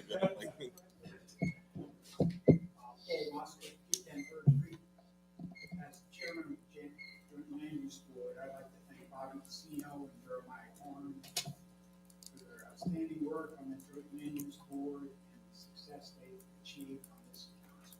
Thank you very much, guys. All right. Thank you. Paul. Okay. Anybody else? Coming up for another round, John? No. Oh, good. Just kidding. Anybody else? All right. I have a motion to close. Motion. Second. Second. All in favor? Aye. All right. Very good. All right. New business consent agenda. You ready? Resolution 340, 2025, authorizing the Middlesex Borough Fire Department to donate fire equipment and gear to the nonprofit organization On Angels Wings. Resolution 341, 2025, authorizing the use of competitive contracting to procure information technology management and computer consulting services for computers, programs, peripheral equipment used throughout the borough. Resolution 342, 2025, acknowledging the change in status for certain properties under the senior citizen disabled tax deductions. Resolution 343, 2025, acceptance of standing reports. Resolution 344, 2025, accepting the resignation of Jennifer Mercedes as qualified purchasing agent effective December 24th, 2025. Resolution 345, 2025 sewer billing waived appeals. Resolution 346, 2025, authorizing the treasurer to remit the condo reimbursements for 2025. Resolution 347, 2025, a resolution authorizing reimbursement of Medicare premiums for certain eligible pensioners under Chapter 3, Public Law 1973, New Jersey Health Benefits Plan. Resolution 348, 2025, authorizing the tax collector to issue tax title lien redemptions for Block 229, Lot 28. Resolution 349, 2025, authorizing the purchase of a 2026 Ford Transit 350 passenger van for the Department of Senior and Disabled Services in an amount not to exceed $71,764.40. Resolution 350, 2025, hiring of Francis DeCebus of Woodbridge, New Jersey as the qualified purchasing agent for the Borough of Middlesex at an annual stipend of $6,000, effective January 1st, 2026. Resolution 351, 2025, accepting the resignation of part-time Department of Public Works employee Carlos Gonzalez Martinez. Resolution 352, 2025, approval to advance police officer Daniel Burrell to police officer Class G at an annual salary of $78,810, effective January 3rd, 2026. Resolution 353, 2025, Approval to advance police officer Brandon Stout to police officer class H at an annual salary of $71,130 effective January 8th, 2025. Resolution 354, 2025. Approval to advance police officer David Wilzinski to police officer class H at an annual salary of $71,130 effective January 8th, 2025. Resolution 355, 2025, 100% disabled veteran. Okay, do we need to pull any of these? 11. The QPA one? Yeah, okay. Any other ones? Nope. Okay, all right. I'd like a motion to approve. Second. All right, everything except for number 11. All right, any discussion, guys? Yeah, I just want to make a comment about the fire department and that program that they put it in. This is gear that we can no longer use because state of New Jersey requires, sunset on the stuff. But there are other places in this world and country that they can reuse this, and it's in good shape, and that's why they push so hard to get this done. And it's quite a bit of equipment that they've been storing. So it can help somebody else and hopefully save a life somewhere else. Okay. Just wanted to make that comment. Understood. Anyone else? Call the roll, please. Council President Conahan. Yes. Councilman Carnes. Yes. Councilman DeSenza. Yes. Councilman DeCino. Yes. Councilman Doty. Yes. Councilman Griggs. Yes. Okay, resolution 350, 2025. I'd like a motion and a second. Second. Okay, I just want to introduce a gentleman that I've known for over 25 years. I know him to be honest, intelligent, hardworking, and diligent. Francis J. DeSivas, who is actually the purchasing agent for Bernards Township at this point in time. so it He's seems sitting it in the falls under audience. the category of I know a guy. I know it. Okay, I thought you were talking about me. all right. But I'd like them to say hello. Do you want to say a quick word? Yes.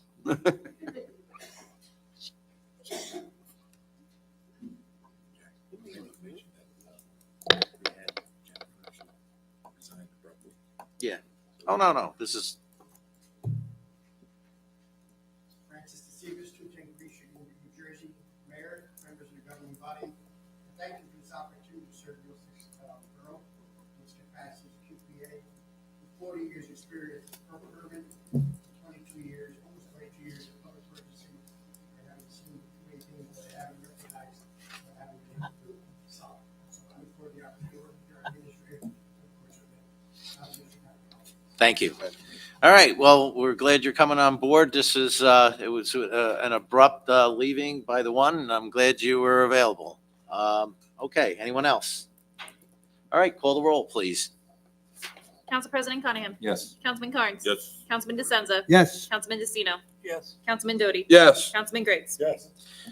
Okay, non-consent agenda. Resolution 356, 2025, pay all claims. Motion? Second. All right, any discussion? Nope. Call the roll, please. Council President Conahan. Yes. Councilman Carnes. Final, yes. Councilman DeSenza. Yes. Councilman DeCino. Yes. Councilman Doty. Yes. Councilman Griggs. Yes. Okay. All right, we're going to move on to the agenda workshop item right now. This is the master plan amendment that we're looking at for Route 28. This actually was spurred by a couple of people speaking up regarding, some of these things. And to Eddie's point, basically, I did get his letter. I did forward it on, and this is why we're having a meeting tonight to try and get an answer on it. Is to ask the question, why did it come about? Which I now know. And the thing is, it does seem that they have a valid point. I know, Mike, you put some time into doing this. So if you want to kind of drive the ship and take us through this so we can come to a conclusion, I'd appreciate it. I do. Yeah, I see that some of the folks that brought it up are gone. I'm not sure if they're coming back, but so a little background before everybody has the maps. This is from Paul Rickey, our planner. Just pull those out. There's 3. I have 2 emails. Some of us were involved when we amended the master plan. which I think was started in 21, we ended in 22, but I was the chair on the land use board. Bobby was on, and Joe DeCenza was on. There's some other again, John Madden was on, he left. So at the time, Paul Waska did a wonderful job. I'm going to read an email that, again, he left as well, to kind of give a little bit background on this. But I think based on, I talked to Paul Rickey, he's our borough planner. He's also the land use board planner. He's been the land use board planner for about 15 years in Middlesex, and I think about a dozen years for the borough. So he knows the borough in and out. He's done the last 2 master plans for us. I spoke to him last night. He sent an email today outlining his recommendation, which is actually a good compromise for the area in question from Ed Johnson. So the email from Paul, this is a great little summary. In reviewing the history, and Paul Waska, just so everyone knows, he spoke before as the land use board chair, the current chair. So there's Paul. So Paul, I'm going to read your email, which I think gives a nice little background.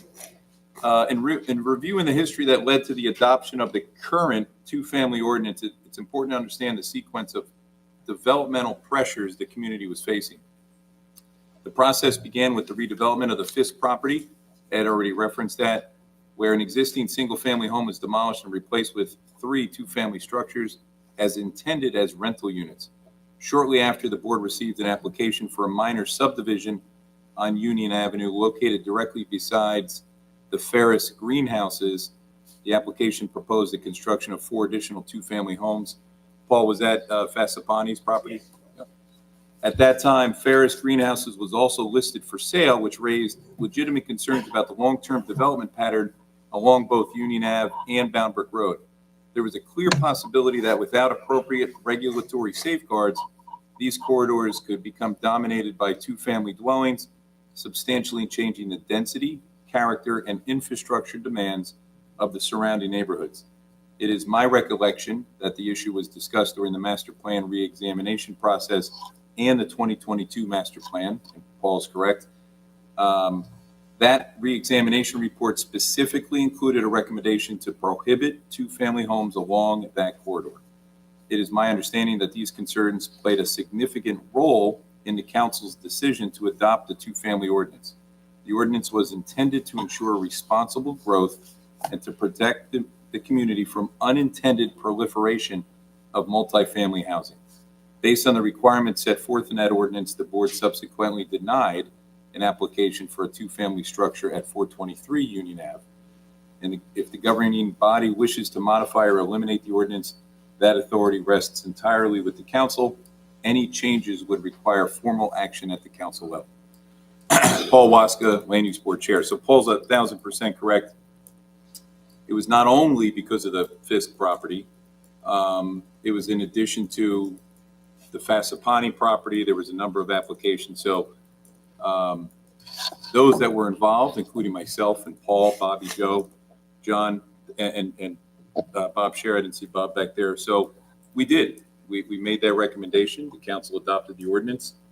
And from there on out, the RT zone, residential transition zone, prohibited 2 families moving forward. So bringing this up to Paul Rickey, our planner, he sent me an email, and I'm going to go over these 3 maps, but he said, Mike, per your request, I looked at the use and size of the properties in the borough's RT district.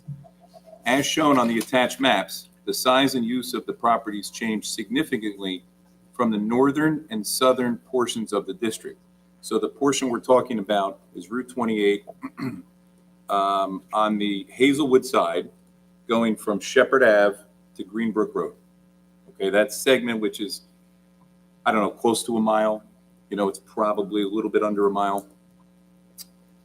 As shown on map 3, the first 12 properties moving from left to right are significantly smaller in size and width than most properties to the north.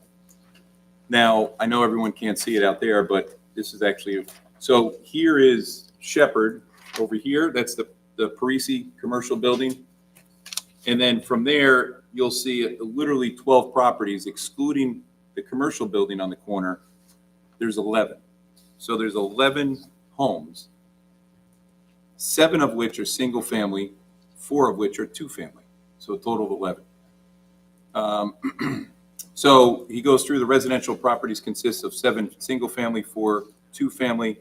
Consideration should be given to rezoning the first 12 properties to be more consistent with the existing character of the area, which is almost entirely residential.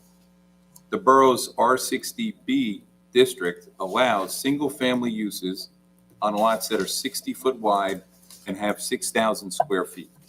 Two-family uses on lots that are, and it also allows for two-family uses on lots that are 75 feet wide with a total of 7,500 square feet. These requirements would allow for the existing single-family properties to remain, but allows lots that are at least 75 feet wide to have a two-family home if they want. I think the R60B district uses and bulk requirements better align with this area of the borough. Please note that the one property without a label on map 3 is a single family. This is a map drawing error that I can't quickly fix. Paul Ricky. So that was our planner who, for those that know, on the land use side, planning and zoning board, land use board, we rely heavily on not only the attorney, but the engineers and the planner. It's a little different than the governing body here. So they make recommendations. Obviously, the board at the time, we did, Paul Waska, your email was spot on with the Fassapani property, the Fisk property. We thought there would be a lot of changes on that part of 28. So we recommended to the planner to incorporate that in the master plan. Fassapani, we did. Yep, and that looked like a small little high school. I mean, that was like that was a big building. So, but we recommended to Paul Ricky that this is something that we wanted. He made the change. You know, the board voted on it. We were pretty unanimous, if I remember right. So what Paul's saying now is that section of 28 going from Shepherd right past my street, which is right before John Sullivan's office. So again, there's 11 homes there, 7 single family, 4 two family. From Sullivan's office all the way to Greenbrook Road would stay as is. Would still prohibit two families. There's a reason why, and I agree with Paul Ricky as well as the land use board, because Biondi's property, the Hoffman property, which is Ferris Brothers, the Fassapani property, they're huge properties. So you can't really tell on this map, but they get really wide. Some of which we also uncovered that the zone line cuts right through some of the properties, including Biondi's and Fassapani's, that go back to Glengarry. That zoning line is a big issue. So he said that this whole exercise, we have to fix that, or the land use board is going to have to fix that. So essentially, you have a property owner like Phil Biondi that has half of his property in the RT zone and the other half is in an R75, which in the zoning world is a big issue. So that's a separate, something else that we're going to have to contend with. But so the compromise, I think, is a good one. And before I say it, the entire stretch of Bound Brook Road, Route 28, there's only one area right now that you could put two family homes in, and that's an R60B from Pond Avenue to Smalley Avenue. It's on the Denellen border. That's it. So that's over near Foxhall, that whole stretch. So there are some, but there's not a lot. That's it. That's the only section allowed right now. We do have a number of two families up and down Route 28, but after we pass that ordinance, you can never do it again. So, if you don't mind, so looking at this map right here, right? Yeah. The only property, it looks to me. Jack, hold on. Lenny, can you give just Paul and Bob and John just one of those? Yeah, so they could see. The only property that looks like that it could be made into a two family is this one that has like, it looks like a 32 next to it, or a 33. This one right here. Yes. Yeah. Because I mean, I don't understand the red other line. one- That's a problem. But all of The these other ones seem are to too be a narrow. little too. They're too narrow unless someone owned two of them. Or they'd have to get a variance through the land use board, which is tough to do. Well, just looking at the size of the two-family houses over here, I don't see how you would even fit it on there. But this one here is a property, it looks like maybe. Yeah. So if you look Do up it. top, guys, map 3, that's the one we're looking at on the top. It says map 3. That's where you'll see this segment. So the proposal is, or again, I think it's a fair compromise. This portion, which is literally 11 homes, can be zoned and should be zoned according to our own planner as an R60B zone. Which is fine, but how do you fix the zone, the red line? How do you fix that? That's a separate issue.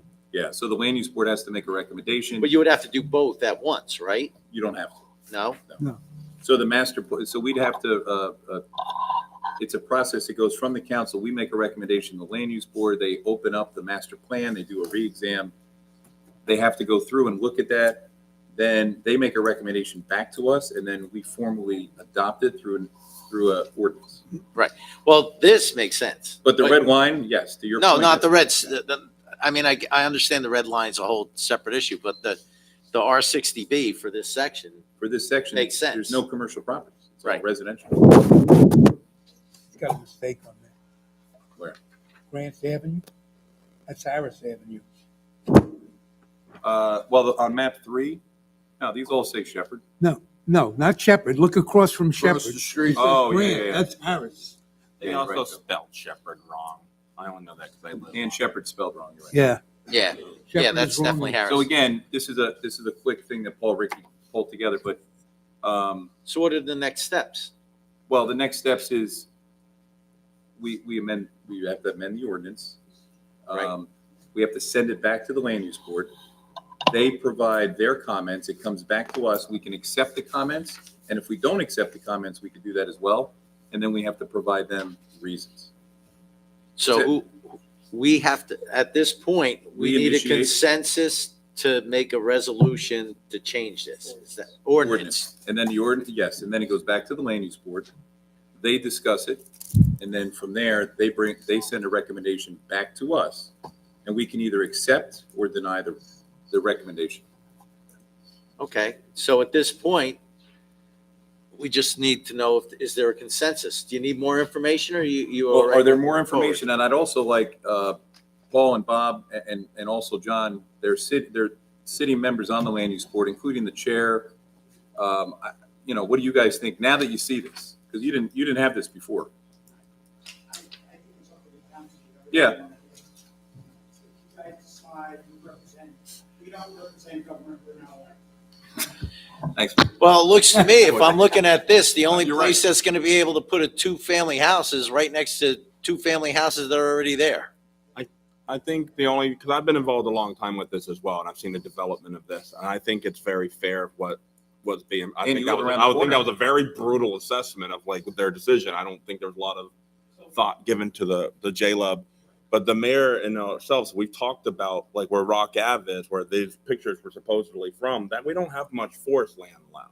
So if we're going to talk about row housing and put it there, I think that's a terrible. No, this is I right near us. understand that, but what are those for? Why did he bring those up? That's that's going here. No, that's the one he wants to put up on Mentioned the number abandoned 32. McDonald's. Yeah, He no. did. But that house. was I understand over here. that. Is this going to include the same Right here. district and all along Union Ave? We're talking about redistricting things. So as long as that, We're Yeah. only talking. I know that house. I understand that, Councilman. What I'm saying is this is eventually going to expand. And he mentioned there talking about the buy-in of that abandoned McDonald's in that area over there along Union. Did he not? Am I remembering? Oh, you did, yeah. Yeah, so like my brain is, we don't have much land left. He talked about how we have land right about it. That's a forest area. That mitigates a lot of water, a lot of erosion. Like we can't turn that into row housing. No, I think he was talking about the McDonald's. Yeah, but that That's area what he- behind. Oh, hold it, guys. The lots behind it. Oh, he did, Yeah. but we own it, but we would That's That would another be, issue. that would be terrible. Yeah, but at this point, we're limiting the conversation to just this. It has for nothing right to do now. with those houses that they put on there. Those are on That's with 28 my acres. brain. No, that's just here. His houses were here. Though, that house was It's already already built. proposed for this lot That's right right next here. to me. I recognize where that is because it's right next to me. So they're saying like, They want to build the same thing on a different all over the lot. place. Or Yeah. similar. No, the next lot over, that's it. Yeah. That's Well, I it. appreciate the JLUB and their decision to stick by the master plan. I was very involved with it. No, they had to. Absolutely. You have to, but, Yeah. all right, so let's take a step back. For this section right here, do we have a consensus that we want to modify the ordinance to make this an R60B, right? Yes. Right. Yes. One, Jeremiah? Yes or no? Yeah, yes. Yes, 2, 3, 4, 5. It's a big decision. All right, so Leaving. now we leave this with Chris. We leave it with Chris, yeah, the ordinance, and then it'll go. Yeah, so Do you need this? listen, right now, Jared, it is, but it isn't. You have 7 properties. You have 7 that are single family, 4 that are already 2-family. So it affects 7 properties, of which most of them are too narrow. Are they 50 foot? I agree can't with tell what they you are. said, because I think. Yeah, they're it's too Are narrow. they 50 Very foot? good. I don't know, Joe, but there's a property that I know If you they're guys 60 reviewed. foot, then they could do it. No, 60 single family, 75 is 75. 2-family. Oh, That's not 75. Yeah. I'm in a 75 lot, I'm right above it. Okay, Correct. all right. 100%. So that the variance process, which is it's a huge hurdle to, but the one thing Ed did bring up, and that's something that I didn't think about when I was on the land use board and zoning and planning for a lot of years, which was the financial impact. I really didn't. Right. So I looked at property by property. That one property, by example, is a rundown old pest control place, which looks horrible. Right. Plus the revenue portion on the land use board, we don't get into that. No. Up here, that's a pretty big focus. You know my feeling on Yeah. redevelopment, so. So we just talked about losing a house for 7,200 on Second Street. We can actually upgrade possibly a house on Route 28 and double the tax revenue and make up for it. That's kind of where my head's at, being up here now. Listen, for all the things that we're doing, this is when we're talking about redevelopment, we just got to be smart about what we're doing, look for opportunities.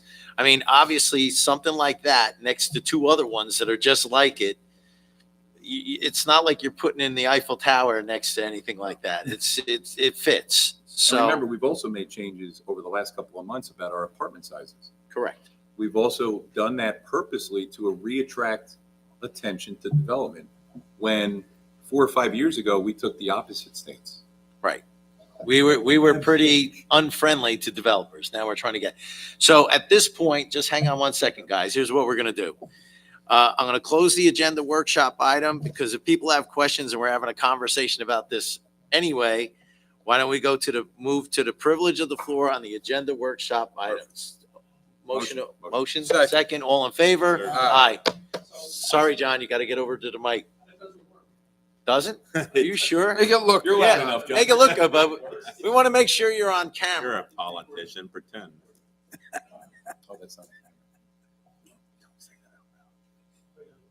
You did. Anyway, couple considerations. I mean, I think, I would feel better, the prime thing, yes, we do need the revenue.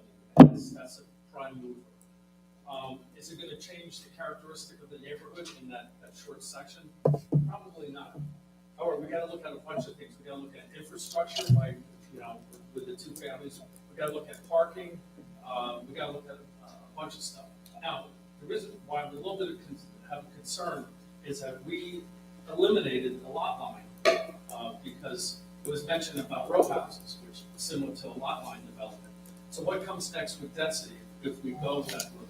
I think it's a good idea that we consider that strongly, but we have to look at these other issues. And I have a couple of questions for Paul Rickey, that he's not here tonight, that I think would be prudent to discuss that with our joint land use board. Yeah, I think when it goes to the joint land use, it'd be perfect for the mayor's representative to bring up those points. There you go. Aye, Captain. All right, anybody else? All right, motion to close. Motion. Second, all right, all in favor? Aye. Okay, we do have an executive session tonight, and we are probably going to take some action, but it should be quick. Resolution 357, 2025, executive session.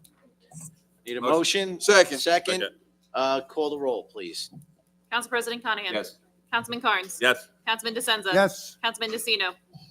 Councilman Doty. Yes. Councilman Gray. All right, guys, 2 minutes. Mayor, real quick, Claire, did you see that email about the letterhead, the draft? Are you good with her You want to put your name on there or put Claire's? Either way, it doesn't matter. I could put it on.